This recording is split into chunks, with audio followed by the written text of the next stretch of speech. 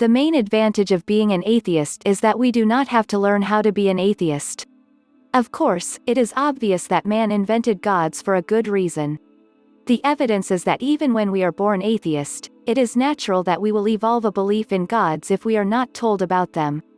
So one of the main advantages of being an atheist in a world where sooner or later someone will tell you about gods, is that if you have the courage to not just believe in what someone else tells you, you will have the courage to think for yourself.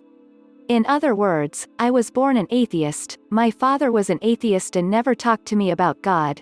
My mother was an agnostic and never talked to me about God other than in a very, very abstract way, and because I was not indoctrinated in anything, I started reading books and making up my own mind. So by the time that I was formally introduced to God, by reading religious books, I already knew enough physics and biology to know that it was just a story. Because I had already read fairy stories and science books. So I often am amused when the assumption of the religious is that I have been indoctrinated into being an atheist. When I went to a church or a synagogue, I already knew enough to be immune to indoctrination, either way. And come on now. Is it not obvious that so much of it is nonsense? If you know the science. The main advantage of being an atheist is not having to have any aspect of any religion affect my life.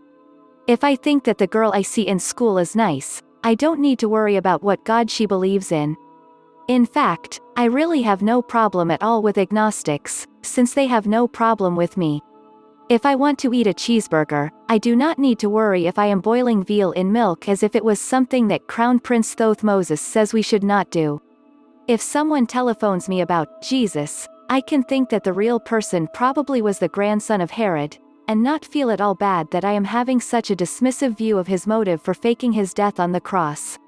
If some nasty person who used to be called Bob, now wants to be called Ali, and says that if I do not convert to Islam he will cut off my head, I have no moral problem in prostrating myself on the floor and saying, I believe, even when I am also thinking to myself, despite what Crown Prince Thothmoses said, that if I had the chance to do it to him, I would. A really good reason to be an atheist is that it means you can spend more time studying physics, and less time going to the yeshiva, if you understand the reference. And if you later become a physicist, you will spend less time wondering about what God does with his dice, and more time just accepting that the truth does not have to make sense. But what is probably the best reason of all to be an atheist? It means that if I do something wrong, only I can forgive myself, which means that I will be less likely in future to do it again.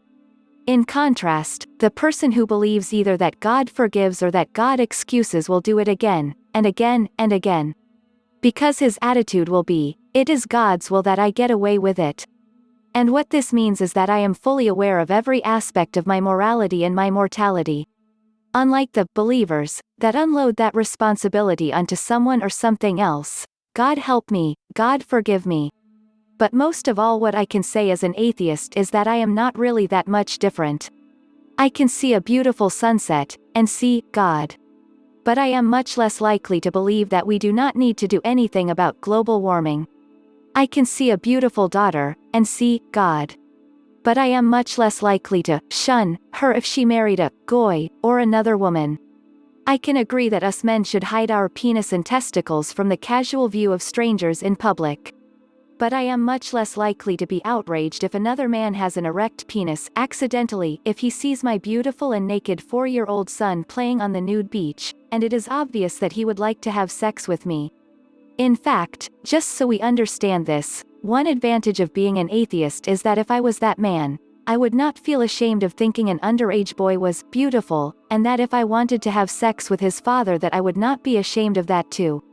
Not that I ever felt that way, but it is obvious to me that there is nothing sinful about sexual desire, and it is obvious to me that far too much about God is this idea that sin is something that can exist even if you hurt no one else other than yourself.